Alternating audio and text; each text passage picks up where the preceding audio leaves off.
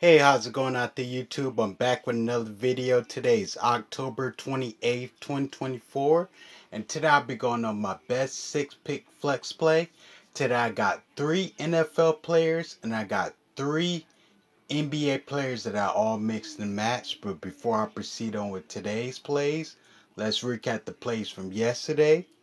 Yesterday, I needed Mason Rudolph playing for the Tennessee Titans to get over 195.5 pass yards going against the the Detroit Lions, and he got over with 220 pass yards. He did phenomenal. Calvin Ridley, man, uh, he has revamped himself. He has redeemed himself, looking like the Calvin Ridley we know him to be, like when he first started with the Falcons. Man, the Calvin Ridley, man, that guy is an all-star. This talent never left, and it came out of for sure came out of him in this game right here. He had over 100 receiving yards, and that helped Mason Rudolph get over these 220, get over 195.5 pass yards. Second play of the day, I needed Grant Calcaterra to get over 21.5 receiving yards going against the Cincinnati Bengals, and he got over 47 receiving yards. I think he had three targets, and he caught two of the targets, and it added up to 47 receiving yards. And I think his first catch was for 19 yards, and his second catch was for um, 28 yards. So yeah, and then my third pick of yesterday, I need a Michael Wilson playing for the Arizona Cardinals to get over 32.5 receiving yards going against the Miami Dolphins. And he hooked me right there at 31. All he needed was just two more yards, and he had a great amount of targets. He had about five or six targets. No, he had at least about seven or eight targets in that game, but he just couldn't, get him. He couldn't get a lot of yards after the catch because he could have easily got over that, man. Because he does it on so many occasions, but he fell short of 31 receiving yards. For a pick of the day, I needed Keyshawn Boot, Boot, I think it's Boot, to get over 20.5 receiving yards going against the New York Jets, and he got over 46 receiving yards. He had like at least about like eight targets, man. But he kept trying to throw. Drake May kept trying to throw him the deep passes because that's what he's known for, and he actually caught a last minute deep pass for like 28 yards, and man, that came right in the clutch and then got him over this 20.5 receiving yards. Okay, my fifth player from yesterday, I need Terry McLaurin to get over 55.5 receiving yards going against the Chicago Bears, and he got over with 125 receiving yards.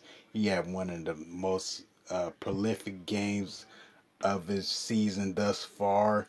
And man, Daniels was connecting with him well. He did a great enough job getting open, creating separation, and he was able to get over that 55.5 receiving yards going against the Chicago Bears. My last pick of the day, I need Tyreek Hill to get over 82.5 receiving yards going against the Arizona Cardinals, and he fell short of only 72 receiving yards. If only he would have got one more catch for 12 yards, he would have gotten over this, or 11 yards, one of the two. You know, he had a few deep balls that was incomplete, and that could have easily pushed him over. But I think next game Tyreek Hill is definitely gonna be back to his full self. So with his regular original quarterback back. So yeah. So let's proceed on with the plays for today.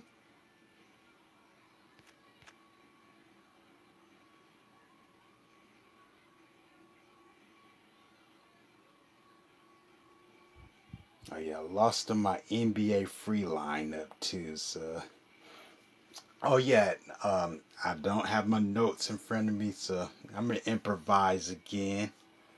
But I did the research. First pick of the day, I'm going with Darius Slayton to get over 25.5 receiving yards going against the Pittsburgh Steelers. Now, Darius Slayton last week and the week before outsnapped all the other wide receivers, um, including Neighbors. He outsnapped him as well by a few snaps. And Darius Slayton, man, just one of those underrated, sneaky guys. He's the veteran on the team. He's been there the longest. Um, I mean, this guy is very dangerous, man. You leave if the first two wide receivers in tight coverage, Darius Slayton is going to be that guy that's going to find himself open.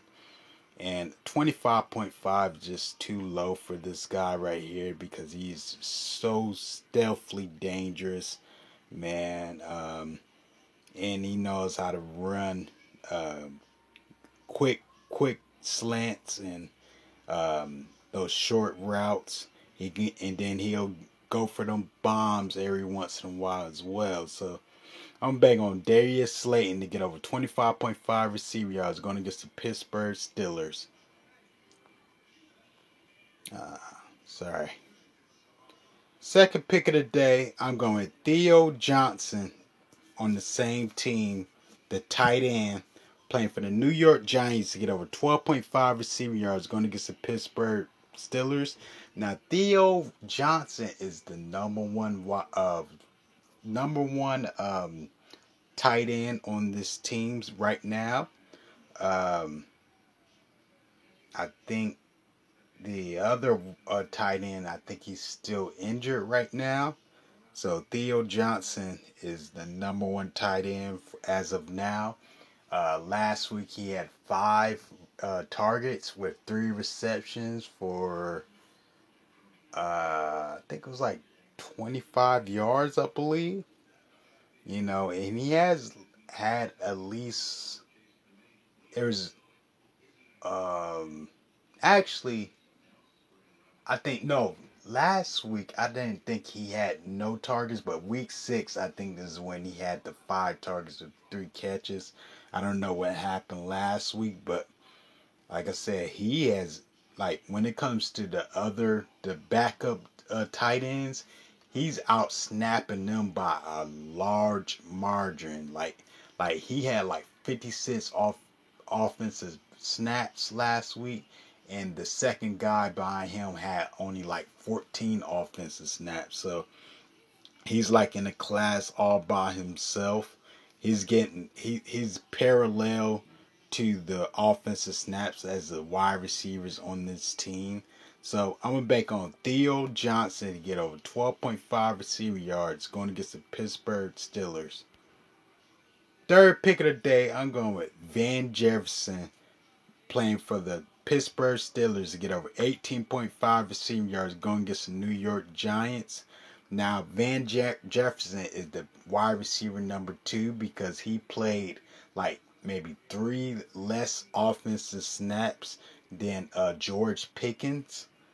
I think George Pickens played like 46 offensive snaps and uh, Van Jefferson played like 42 offensive snaps, so that's only 4 offensive snaps away from the number one wide receiver, George Pickens. And Van Jefferson, man, he's a very sharp route runner.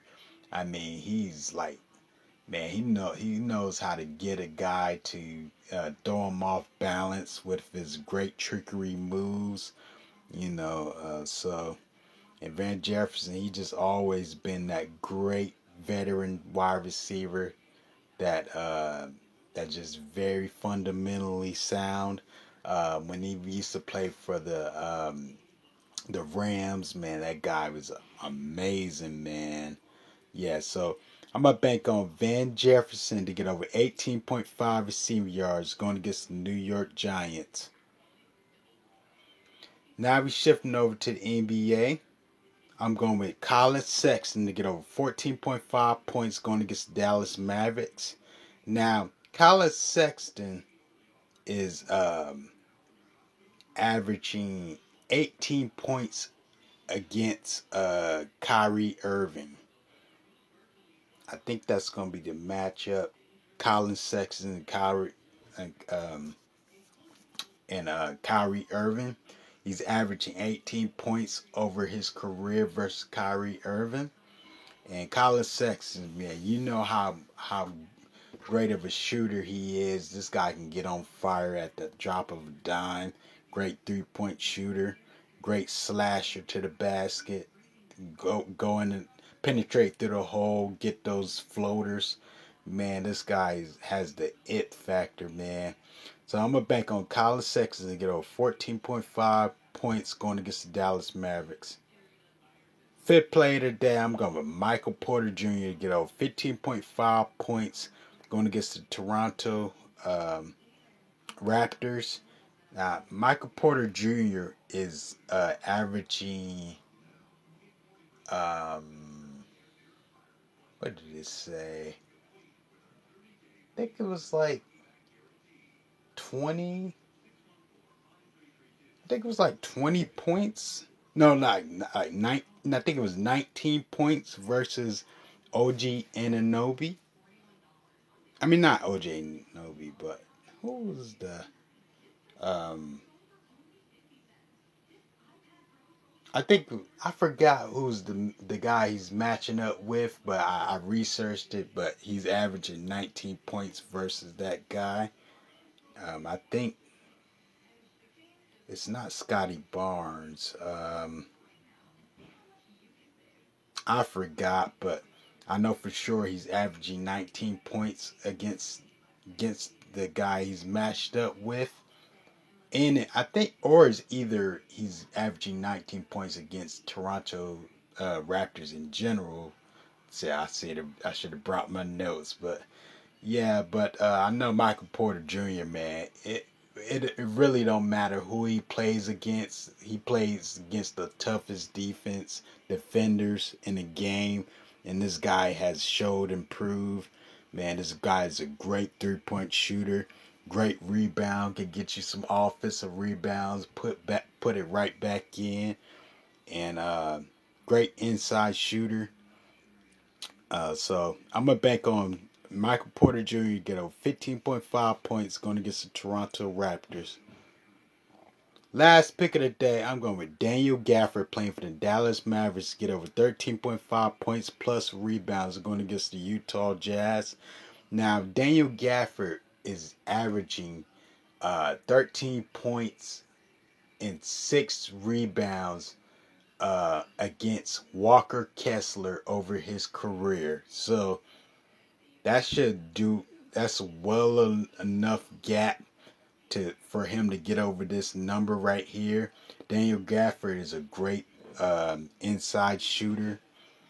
He don't shoot 3-pointers or anything, but he knows how to shoot those 14-footers, 15-footers. He has a nice, form. He gets you some dunks, get you some putbacks at times. And guys like to penetrate and dish it off to him. Luka, he loves to penetrate and dish it off to him. He gets some alley hoops at times.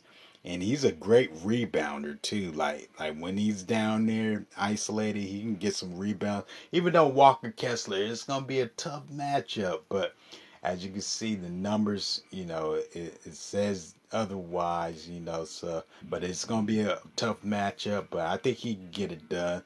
So I'm bank on Daniel Gafford to get over 13.5 points plus rebounds going against the Utah Jazz. Thank you guys. I want you guys to like, comment, and subscribe.